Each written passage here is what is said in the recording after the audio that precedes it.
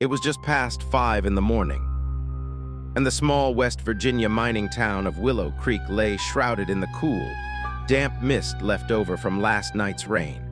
The train arrived at the station with a long, groaning whistle. Brakes grinding as the wheels finally locked, and the platform seemed almost empty, as if the whole town had chosen to sleep through dawn. The ground was still wet from the night's downpour, puddles reflecting the weak yellow glow of the station lights, and the air smelled of wet concrete, rust, and distant pine. A young man stepped down from the last carriage, his white shirt damp at the collar, a camera bag slung diagonally across one shoulder, and a small black toolkit in his hand. His name was Daniel Morris, a biology fellow at a university in Boston, who had boarded an overnight train to reach this remote corner of the Appalachian foothills for his field research on bats.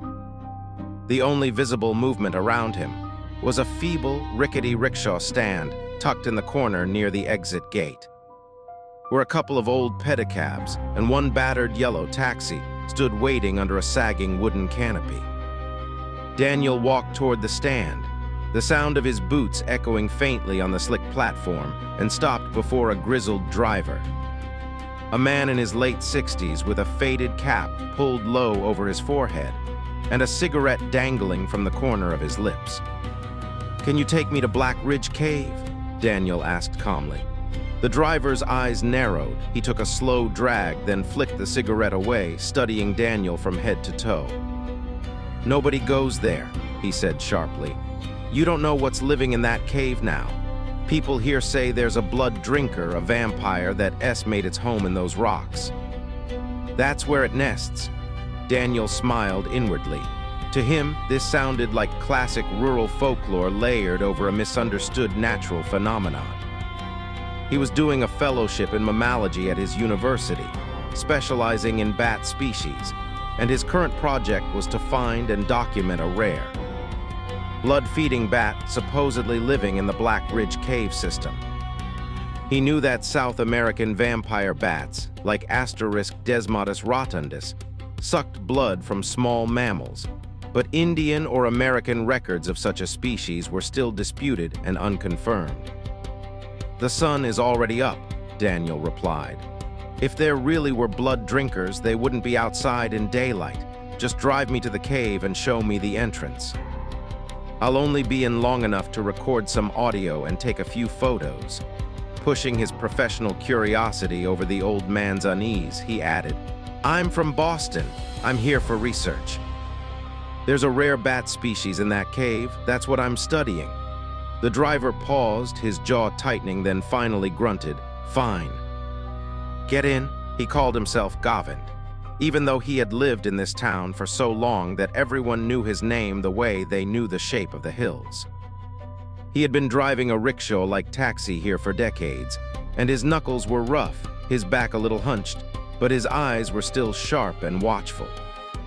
The Black Ridge Cave lay about 3 kilometers past the station, deep in dense forest, winding along a narrow, rocky track that had turned muddy and slick from the morning rain. The sky overhead was a dull gray, thick with clouds, and the air felt heavy, as if the whole valley were holding its breath. As the little taxi bumped along the uneven road, Daniel opened his bag and pulled out a small, high-sensitivity microphone attached to a digital recorder. "What exactly do you do with these bats?" Govind asked without taking his eyes off the road. "Are you photographing them or catching them?" Daniel clipped the microphone to his chest strap and adjusted the gain. "I'm recording their calls," he explained. "In this area, several livestock animals have been found with tiny puncture wounds on their necks, marks that look like small fangs. No one has ever documented a blood-sucking bat in this part of Bengal or in the equivalent region here, so this trip is my main fieldwork." Govind listened, his expression unreadable. "There were no such marks before," he said slowly. "But over the last few months, cows and goats started turning up with small holes on their throats. The villagers began calling them Chinese bats. They say these bats come at night, drink blood, and their eyes glow red like fire. Daniel chuckled. That's just gossip. In South America, Asterisk desmodus rotundus drinks blood from livestock, but India, and by extension. This region hasn't had confirmed proof of such a species yet. He spoke with the confidence of someone who had read papers, not folk tales. Govind shrugged his shoulders as if to say, "You'll see," and a faint, lopsided smile flickered at the corner of his mouth. "Just be careful," he added. "Inside the cave, the air is heavy. The stench is terrible, and the rock is damp all year."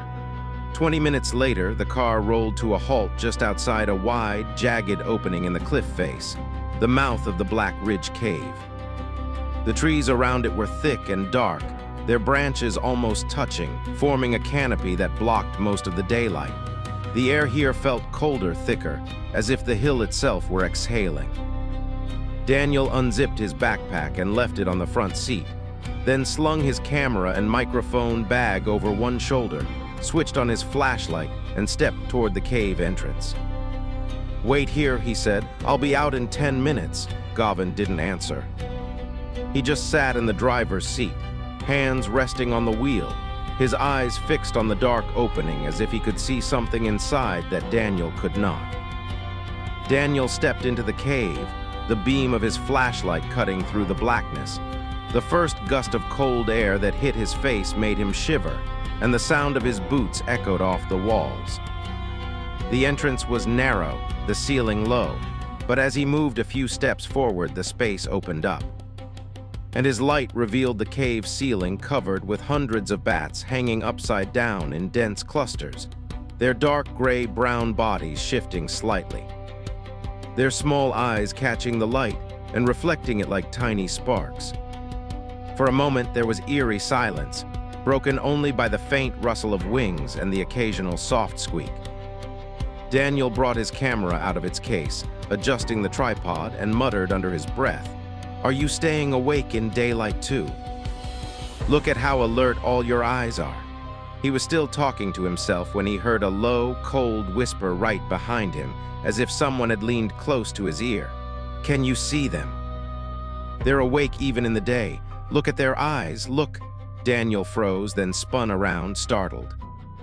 Govind stood there just inside the entrance, the dim light from outside making his shadow stretch long behind him.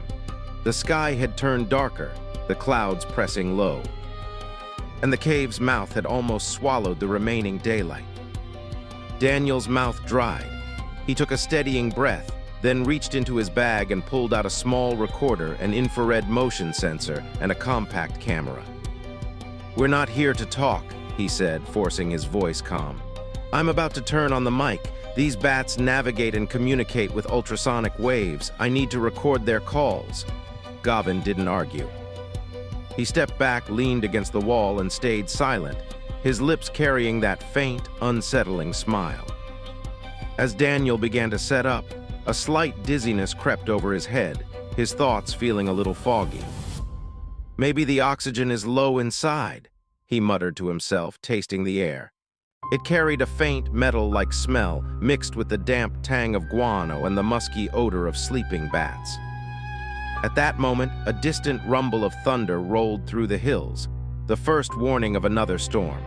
And inside the cave, the hanging bats suddenly stirred in a strange, synchronized way, shifting their bodies and stretching their wings, as if responding to a signal only they could hear. Daniel flipped a switch on his camera mic unit. The sound that came through his headphones was unnatural, almost musical in a way, yet predatory in tone. This was not the usual high-frequency ultrasonic chatter of bats, but something closer to a hunting call, like a lure being played in the dark. Govind's voice came from behind, cold and steady, as if he were reciting a familiar truth. "They've woken up," he said.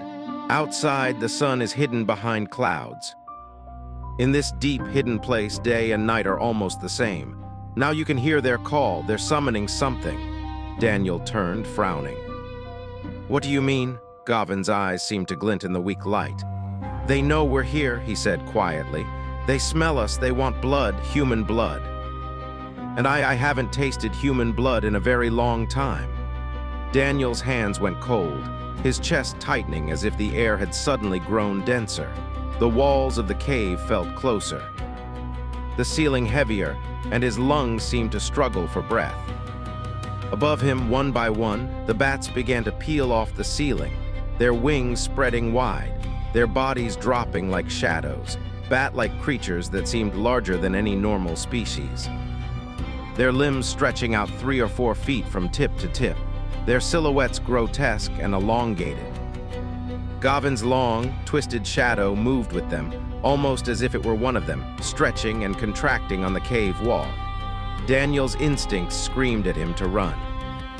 He grabbed his camera and recorder, turned on his heel, and sprinted toward the mouth of the cave, his flashlight beam bouncing wildly across the floor. Just as he reached the entrance, a flash of lightning tore through the sky, and the blinding white light froze everything in place for an instant. In that frozen flash, Daniel saw Gavin standing in the mouth of the cave, framed like a statue carved from shadow, his silhouette almost too long, too sharp. His eyes glowing faintly even in the darkness. The rain outside began to fall in heavy sheets, the thunder exploding again and again, the sound so loud it vibrated in Daniel's chest. His own scream, raw and desperate, was swallowed by the roar of the storm and the echoing cries inside the cave. Gavin's cold voice drifted through the drumming rain, echoing as if it came from everywhere and nowhere at once.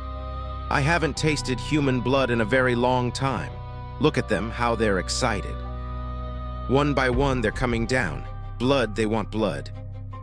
Blood, and as the last words trailed away, the cave seemed to inhale, the darkness around it deepening, and the forest swallowed both the sound and the light.